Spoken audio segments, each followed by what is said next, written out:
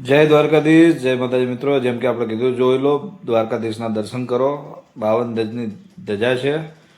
પ્રભુના દર્શન માત્ર આ તો એમની મરજી સિવાય આપણે પગ નથી મૂકી શકતા, પણ આપણે પહોંચ્યા છીએ. જોઈ શકો છો, બજાર છે થોડી, ત્યાં મતલબ સામાન મળે છે. પછી ફાઇનલી આપણે પ્રભુના દર્શન કર્યા. દર્શન કરી અને પછી થોડું મંદિરની આજુબાજુ થોડું મન થયું બેસવાનું, તો અડધો કલાક જેવું બેઠો, પ્રસાદ વસાદ લીધી. પછી ત્યાં જઈને જોઈ શકો 52 ગજની ધજા કેવી ફરકે છે મારા પ્રભુની. આ હા હા, મન મુગ્ધ થઈ જાય એકદમ.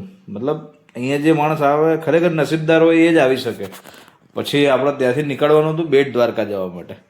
એટલે થોડા ફોટો વિડીયો આપણે ત્યાં લીધા, બજારમાં ફર્યા, થોડું ફરી અને પછી આપણે નીકળવાનું હતું બેટ દ્વારકા જવા માટે. તો બેટ દ્વારકા જવા માટે આપણે પકડવાની હતી ગાડી, તો આપણે જવાનું હતું રોડ ઉપર. એટલે અહીં થોડું બજારમાંથી આપણે નીકળવું પડે ચાલતા, થોડું વર્કિંગ મતલબ વોકિંગ કરી થોડું નીકળીએ આગળ. જોઈ શકો છો ગાડી આપણે મળી જઈ બેટ દ્વારકા માટે. પછી ત્યાંથી આપણે પેલા ભાઈ કે મારો વિડીયો લઈ લે, હું લઈ લઈએ, કંઈ વાંધો નહીં. પછી ત્યાંથી આપણે રોડ ઉપર નીકળી ગયા. રોડ ઉપરના થોડા વેવ લેતા લેતા જોઈ શકો છો દરિયો છે સાઈડમાં. મતલબ વ્યૂ એટલો જોરદાર આવે છે ને કે મતલબ કંઈક ફીલ જ અલગ થાય છે અહીંની. દ્વારકા તો દ્વારકા છે બાપુ, દ્વારકા જેવી જગ્યા ક્યાંય મને આજ સુધી દેખાઈ નથી. મતલબ અદ્ભુત જગ્યા છે. પછી આપણે પહોંચી જઈએ સુદર્શન સેતુ જોડે. આપણે મળીએ ને.